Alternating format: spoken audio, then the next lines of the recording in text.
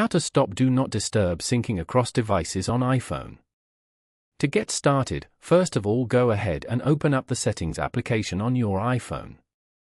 Once you're here, scroll down until you find and tap on Focus.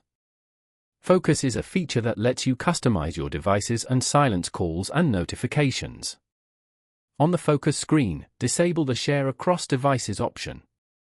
When this feature is enabled, your focus modes, like Do Not Disturb, are automatically shared and activated across all your Apple devices that are signed into the same iCloud account. To prevent this from happening, simply turn off the Share Across Devices feature.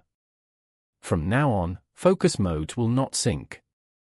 Following these steps, you can easily stop Do Not Disturb syncing across devices on an iPhone.